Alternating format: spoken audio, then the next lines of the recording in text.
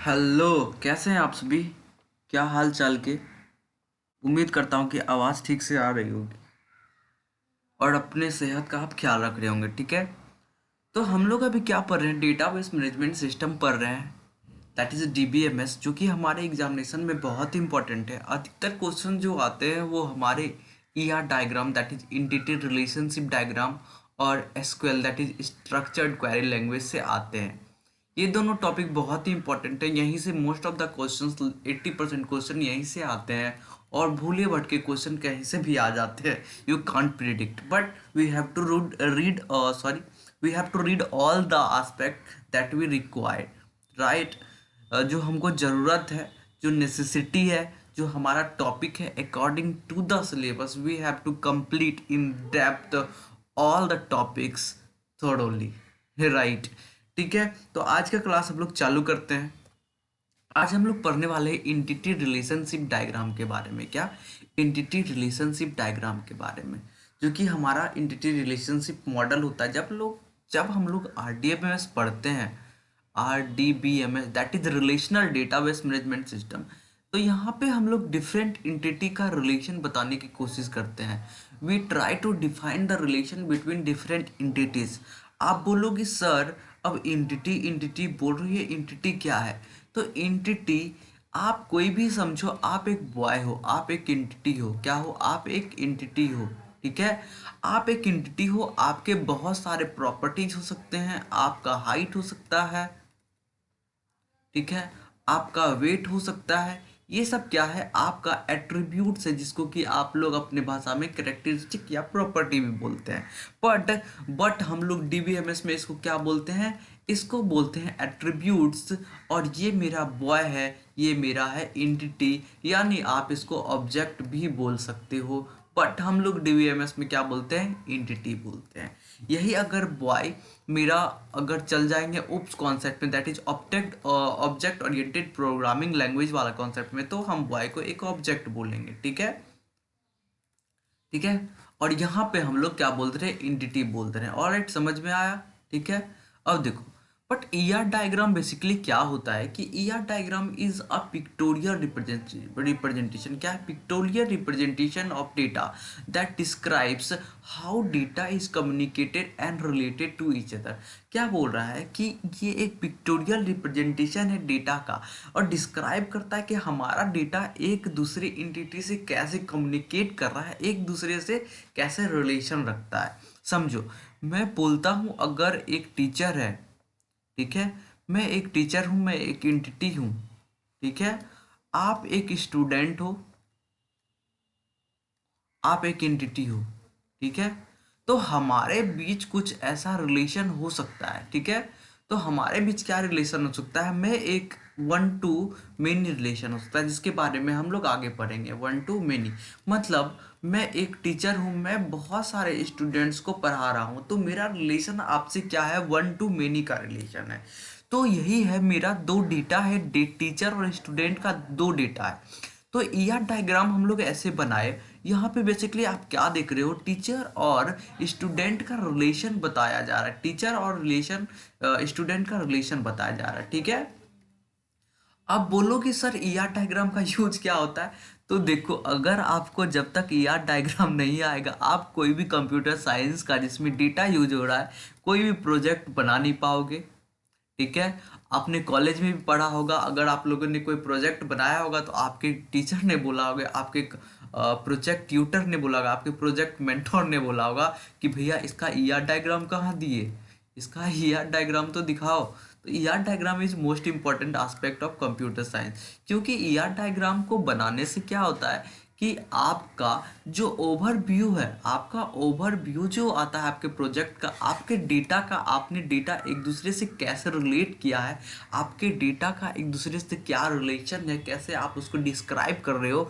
तो एक आपने 1000 पेज का लिखा है कोड, ठीक है, ठीक है, आपने 1000 पेज का लिख दिया कोड, ठीक है, तो 1000 पेज का कोड वो तो मेंटर देखने नहीं जाता है, वो बस देखेगा कि आपका क्या ईआर डायग्राम सही है। शुरुआत में अगर आपका ईआर डायग्राम सही है तो उसको लगेगा हाँ इसने सही ही किया होगा। ठीक है, so ER diagram is most important. हाँ, अगर आप बड़े बड़े प्रोजेक्ट कंपनी में भी काम करते हो तो आपको ईआर डायग्राम बनाना ही पड़ता है, जहां पर काम होता है डेटा रिलेटेड। तो ईआर डायग्राम अगर हम बना लेते तो हम लोग को अपने प्रोजेक्ट को बनाने के लिए एक ओवरव्यू मिल जाता है। तो हम लोग उसी तरह अपने स्ट्रक्चर्ड वे में अपने प्रोग्राम को लिख सकते हैं, अपना काम कर सकते हैं। इतना काफ़ी होगा आपको समझने के लिए ईआर डायग्राम का यूज ही क्या है। आगे चलो। अब तो इंटिटी के बारे में मैंने बता दिया है कि इंटिटी क्या होता है, और इम्पोर्टेंट है कि ये रेक्टेंगुलर शेप्ड बॉक्स में लिखा जाता है। स्टूडेंट है, मैंने इसको रेक्टेंगुलर शेप बॉक्स में लिखा है, मतलब ये एक इंटिटी है। ये आपसे एग्जामिनेशन में क्वेश्चन पूछा जाता है कि इंटिटी को कैसे ईआर डायग्राम में रिप्रेजेंट किया जाता है, तो आप बोलोगे रेक्टेंगुलर बॉक्स। क्या बोलोगे? Rectangular box. कोई दिक्कत नहीं। अब हम लोग पढ़ते हैं रिलेशन टाइप। क्या पढ़ते हैं? Relation type. ठीक है। देखो यहाँ पे एक स्टाफ है और एक ब्रांच है। एक ब्रांच में बहुत सारे स्टाफ हो सकते हैं, तो हम लोग इसको अगर इंग्लिश में लिखना चाहते हैं तो हम लोग क्या लिखेंगे? Branch has staff. मतलब ब्रांच के पास स्टाफ है, स्टाफ के पास ब्रांच नहीं है, ऐसा नहीं हुआ। ठीक है, इसका मतलब ये हुआ। अब देखो डिग्री ऑफ रिलेशनशिप क्या होता है। डिग्री ऑफ रिलेशनशिप क्या होता है उसको समझने की कोशिश करते हैं। डिग्री ऑफ रिलेशनशिप क्या होता है उसको समझने की कोशिश करते हैं। ऑलराइट, क्या बोलता है? The number of participants involve in a relationship type is term as degree of that relationship. इसको क्या दिक्कत गया? एक मिनट।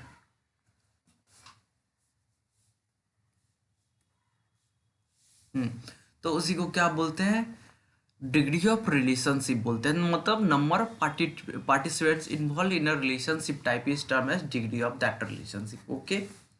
अब एट्रीब्यूट्स मैंने आपको बताया कि एक स्टूडेंट है, एक इंटिटी है। स्टूडेंट क्या है? एक इंटिटी है स्टूडेंट। इसके पास डिफरेंट प्रॉपर्टीज हैं जिसको कि हम लोग एट्रीब्यूट बोलते हैं इंटिटी रिलेशनशिप डायग्राम में। तो ये इसका बर्थ डेट हो सकता है, नेम हो सकता है, रोल नंबर हो सकता है। ये सारा जो है ग्रीन बॉक्स में, ये मेरा क्या है? ये है मेरा एट्रीब्यूट्स। क्या है भैया? ये है मेरा एट्रीब्यूट्स। ऑलराइट, कोई दिक्कत नहीं, समझ में आया। और ये है इंटिटी। ठीक है, बहुत अच्छे। अब देखो, अगर हम लोग का मल्टी वैल्यूड एट्रीब्यूट होगा तो हम उसको डबल इलिप्टिकल बॉक्स में डालेंगे, मल्टी वैल्यूड एट्रीब्यूट को। अगर सिंगल वैल्यूड एट्रीब्यूट है उसको सिंगल इलिप्स में डालते हैं हम लोग, और मल्टी वैल्यूड को क्या डालते हैं? इसमें डालते हैं। अगर आप पूछोगे सर मल्टी वैल्यूड एट्रीब्यूट क्या हुआ, तो मल्टी एट्रीब्यूट का बात करें तो एड्रेस हो सकता है मेरा मल्टी वैल्यूड एट्रीब्यूट। ठीक है, क्योंकि एड्रेस में आपका हो सकता है कि आप किस घर में नंबर रखते हैं, नंबर हो सकता है घर का। ठीक है, आपका स्ट्रीट नंबर हो सकता है। तो ये एक मल्टी वैल्यूड एट्रीब्यूट है। ठीक है, समझ में आया होगा। देखो रिलेशनशिप को कैसे हम लोग रिप्रेजेंट करते हैं। रिलेशनशिप को एक डायमंड शेप के आकृति से, फिगर से हम लोग रिलेशनशिप को क्या करते हैं? रिप्रेजेंट करते हैं। और ये क्या है? मेरा रेक्टेंगुलर एंटिटी। और ये क्या है? एंटिटी। और मेरा ये एरो जो होता है, ये जो एरो है, ये हम लोग लगाते हैं अपने रिलेशनशिप डायमंड बॉक्स से रेक्टेंगुलर बॉक्स को किसको? रेक्टेंगुलर बॉक्स, आयताकार चित्र है कि नहीं। चलिए, अब हम लोग के पास क्या हो सकता है? डिफरेंट टाइप के रिलेशनशिप हो सकते हैं, जैसे कि वन टू वन। क्या है? One two one. बताओ वन टू वन को आप कैसे लिखोगे? ऐसे करोगे, रेक्टेंगुलर बॉक्स, वो तो स्क्वायर बन गया था, rectangular box, diamond shape, rectangular box, ये लगाओ, ये लगाओ, ये लगाओ, ये लगाओ। वन टू वन मतलब इसका भी वन, इसका भी वन, ऐसे कर। ठीक है, तो वन टू वन में क्या हुआ? When only single instance of an entity is related या एसोसिएटेड विद द रिलेशनशिप। मतलब किसी भी एंटिटी का अगर एक ही इंस्टांस, एक ही प्रॉपर्टी हमारे रिलेशनशिप में योगदान दे रहा है तो वो वन टू वन होगा। आगे बात करते हैं one two many. When more than one instance of an entity is related and linked with a relationship. ठीक है, मेनी टू वन मतलब when more than one instance of an entity is related या linked with relationship. तो इस तरह। और many to मतलब बहुत सारा से बहुत सारा का रिलेशन। मेनी टू मेनी और मेनी टू वन में बहुत सारा से एक का रिलेशन। ठीक है, और वन टू मेनी एक का रिलेशन बहुत सारा से, और वन टू मतलब एक का रिलेशन एक से, ऐसे समझ। ठीक है, ऑलराइट, अब देखिए ईआर डायग्राम में, ईआर कॉन्सेप्ट में हम लोग के डेटाबेस में एक कॉन्सेप्ट आता है जनरलाइजेशन का। जनरलाइजेशन से क्या समझते हो, मैं इसको आसान भाषा में आपको समझाने की कोशिश करता हूँ। तो जनरलाइजेशन क्या होता है, अगर हम लोगों ने एक कार एंटिटी दिया, क्या दिया, कार एंटिटी दिया, ठीक है। तो हमारा मारुति कंपनी जो कार बनाती है वो भी कार है, टाटा जो कार बनाती है वो भी कार ही है, और महिंद्रा या फिर कोई भी कंपनी ले लो, वो भी, या फिर टेस्ला ले लो, या कोई भी बनाती है कार, तो वो एक कार ही है, चाहे वो कोई कंपनी बनाए, उससे हमको कोई मतलब नहीं है। तो यही क्या हो रहा है कि हम एक कार को एक जनरलाइज्ड टर्म का की तरह यूज कर रहे हैं, कार को क्या कर रहे हैं, एक जनरलाइज टर्म की तरह यूज कर रहे हैं। मैं आपको अगर बोलता हूं कि आपके पास कार है, मुझे ये नहीं पता है कि आपके पास कौन सी कंपनी की कार है, बस I know that you have a car, right. तो वही क्या हो गया, मेरा कार हो गया बाबू, मेरे भैया। ऑलराइट, आगे चलते हैं।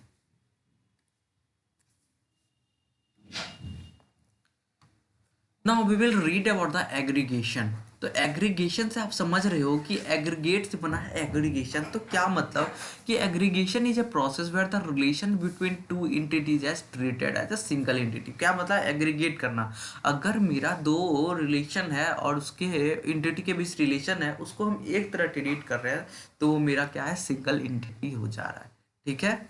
ऑलराइट, देखो, टीचर्स फॉलो सिलेबस। टीचर क्या करता है, सिलेबस को फॉलो करता है, ठीक है। टीचर इज अ रिलेशन क्या है, टीचर अगर फैकल्टी है या नॉन टीचिंग स्टाफ है। फैकल्टी मतलब जो हमको क्लास में आके पढ़ाते हैं, और नॉन टीचिंग स्टाफ मतलब समझ लो जो कि हमारे लैब वैब में रहते हैं, ओके। तो हमारा क्या है, टीचर, और टीचर अपने साथ दो तरह के और एट्रीब्यूट्स को फॉलो कर रहा है। बट हम लोग क्या कर रहे हैं, इस टीचर को हम लोग एग्रीगेट कर रहे हैं और इसको क्या बोल रहे हैं, एक सिंगल एंटिटी की तरह ही यूज कर रहे हैं। फैकल्टी और नॉन टीचिंग स्टाफ को एज ए टीचर हम टर्म दे दे रहे हैं, ठीक है।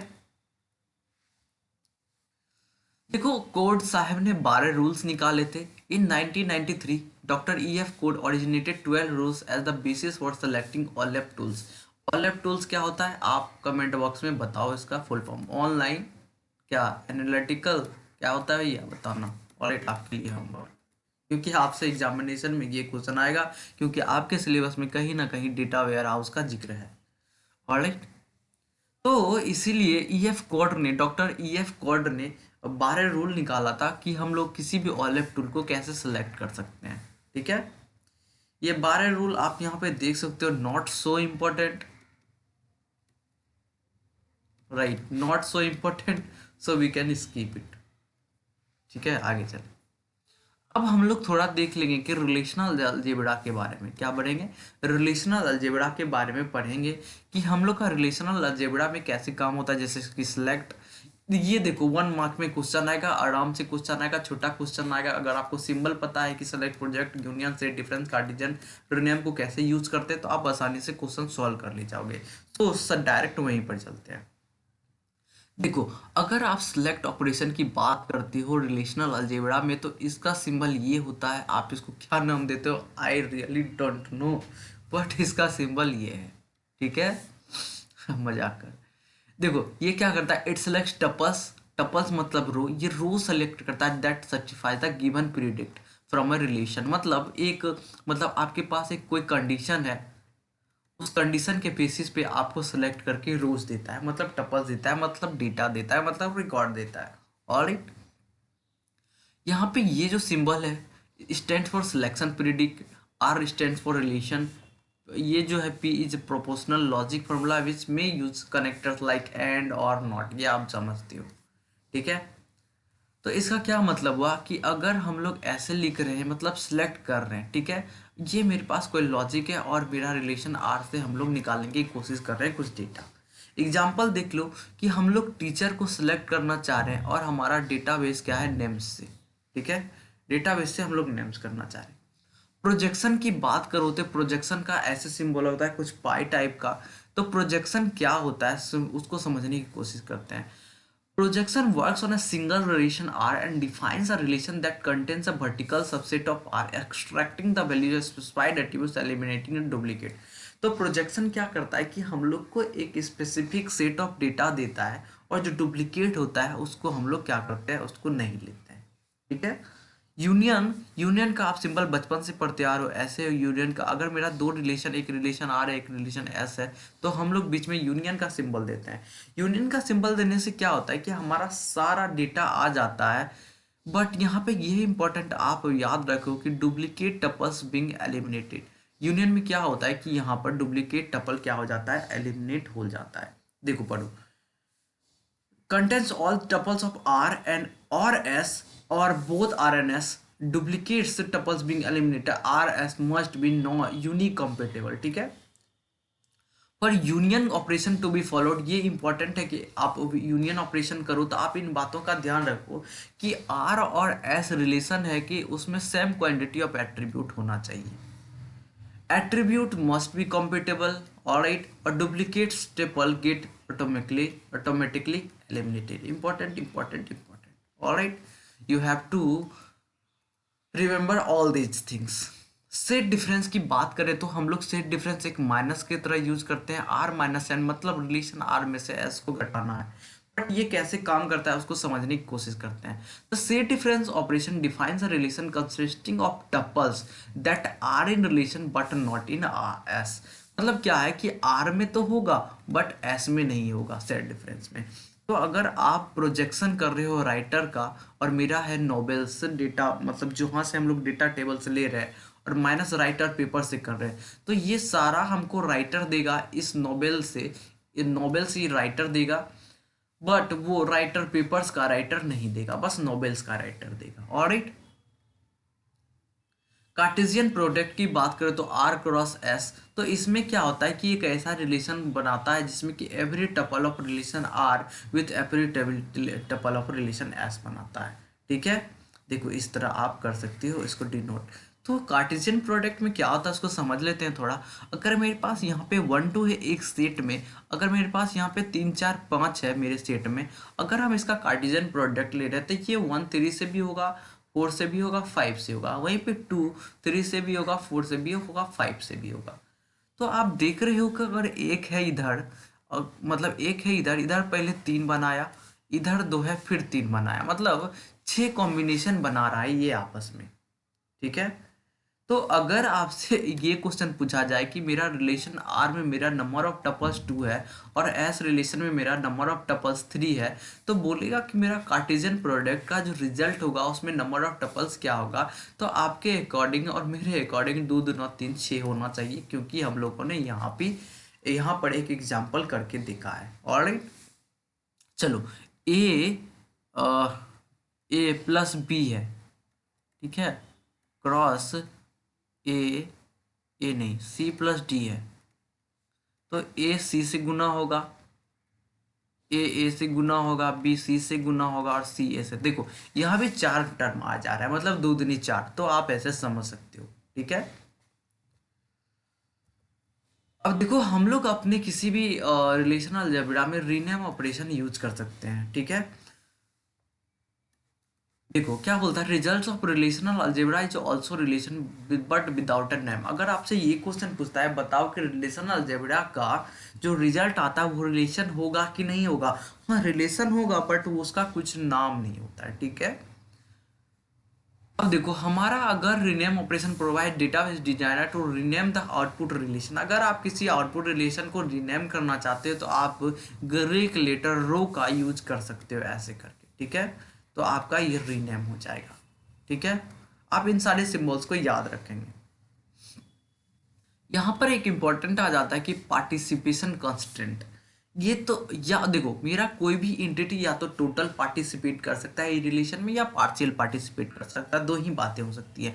टोटल पार्टिसिपेशन में क्या होता है कि each entity is involve in the relationship, alright. और पार्शियल में क्या होता है कि not all entities are involve in the relationship, so simple it is. ठीक है। यहाँ पे इंपॉर्टेंट ये है कि अगर मेरा टोटल पार्टिसिपेशन होगा तो हम लोग डबल लाइन जो डैश है उससे रिप्रेजेंट करेंगे, और पार्शियल को एक सिंगल लाइन से रिप्रेजेंट करेंगे। ठीक है। ये यहाँ पर बात रखने, ध्यान देने, याद रखने योग्य बातें थी जो आपके एग्जामिनेशन में डायरेक्ट क्वेश्चन आएंगे। अगर क्वेश्चन आ जाए तो मुझे जरूर थैंक यू बोलिएगा। ऑलराइट, आएगा ही आएगा। Alright, thank you. अभी यही बोल देते हैं। ऑलराइट, अब देखो कि derived attributes are depreciated by the dash. अगर आपको ड्राइव एट्रीब्यूट को रिप्रेजेंट करना है इन अ रिलेशनशिप डायग्राम तो आप ऐसे करोगे, कैसे? Dashed ellipse. क्या करोगे? Dashed ellipse. ठीक है, डैश्ड इलिप्स से आप करोगे। ये आपका हो गया। आगे चलें। आगे तो थैंक यू लिखा हुआ है, मतलब आज का क्लास यहीं तक रुकेंगे। इंटीरियर रिलेशनशिप को ख़त्म कर चुके हैं। इसके बाद हम लोग का एक एसक्यूएल का क्लास होगा, एक और होगा प्रॉपर्टीज ट्रांजैक्शन इन डीबीएमएस, और जैसे डेडलॉक होता है, डेडलॉक को कैसे प्रिवेंट करते हैं, कैसे रिकवर करते हैं डेटाबेस, ये सब चीज़ें सीखेंगे 2 क्लास में। हमारा ये ख़त्म। Okay, so thank you so much for watching the video. अगर आप नए तो प्लीज़ सब्सक्राइब कर लो यार, आपके लिए बहुत मेहनत करते हैं ताकि आपके एग्जामिनेशन बहुत ही अच्छे से जाएं। और अपनी सेहत का ख्याल रखिए। फिर मिलते हैं, bye bye, take care. Okay.